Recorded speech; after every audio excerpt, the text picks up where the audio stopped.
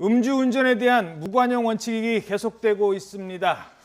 이제는 구속해서 수사하는 경우도 많습니다. 그런데 음주 단속 피하려고 바다에 뛰어드는 등 여전히 음주운전의 추태는 천태만상입니다. 이 내용도 짚어보겠습니다. 아니, 음주 단속 피하려고 바다로 뛰어들었다고요? 웃어서 안 될 일입니다만 정말. 예. 제주도에서 이제 일어난 일인데요. 이 음주 단속을 어떤 남성이 하고 있다라고 하니까 이제 제주 경찰서 지구대 파출소가 출동을 합니다.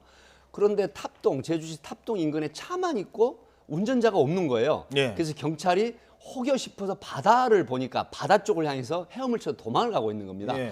그래서 결국은 익수 구조자 요청을 해서 소방대가 출동을 해서 구조를 합니다. 예. 근데 결국은 면허 정지 수치에 음주운전을 했던 걸로 밝혀졌죠. 그래서 체포가 됐죠. 예.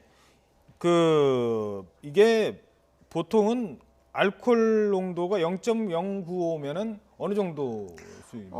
혈중 알코올 농도 0.095면 일단은 면허 정지에 해당하는 수치고요. 예. 그렇게 생각하기 때문에 사람들이 많지는 아닌 거 아니냐라고 생각할 수 있는데 일단은 제가 봤을 때는 이분이 그 바다에 뛰어들었다는 그 자체가 이분의 이미 그 제대로 된 이성적인 판단 제어 능력이 상실됐다라고 볼 수밖에 없습니다. 예. 그러니까 일반인들 상식에서는 바다로 가면 자칫 목숨이 위험할 수 있는데 그 음주운전을 피하러 간다는 것 자체가 이분은 이미 이제 어쨌든 술을 마셨고 0.095%라는 혈중 알코올 농도를 가지고 그 이성적인 제어 능력을 좀 잃은 예. 것 같습니다. 그게요, 왜 바다로 뛰어들었느냐, 바로 이 부분인데요. 최근에 이창명 씨, 아직 음주인지 여부인지 확실하지 않습니다만 일단 현장을 피하려는 겁니다. 그러다 보니까 바다든 어디든.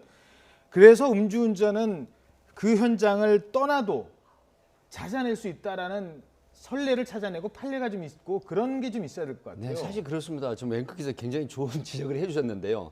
사실 연예인 같은 경우도 많죠. 현장을 떠난 연예인들이 많고 또 음주 측정 거부를 하고 체외를 해달라 해서 시간을 버는 그런 사람들도 많은데 예를 들어서 음주운전 사고를 내거나 음주운전하는 경우에 경찰이 추적을 하는데 현장을 차를 두고 도주를 해버리면 위드마크 공식이라든가 또 본인이 술을 마셨던 장소나 관계인의 어떤 조서를 받아서 이걸 기소를 하면 사실은 굉장히 엄격하게 판시가 나옵니다. 유죄 판시가. 하나 지금은 추세가 점점 바뀌고 있다는 분석이 있거든요. 그래서 음주를 하고 도주를 하더라도 앵커께서 말씀하셨듯이 추적을 통해서 엄밀하게 위드마크 공식이라든가 다른 자료를 축적을 해서 기소해서 유죄를 받게 하는 이런 게 바람직하다고 저도 개인적으로 생각을 합니다. 예.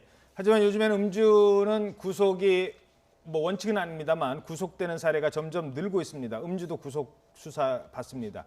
심지어요, 아침에 음주 단속 걸려서 훈방된 사람이 저녁 때 집에 가서 술 마시고 하루에 2번씩 음주 단속에 걸린 분들도 있답니다. 정말 그렇게 못 끊을까요?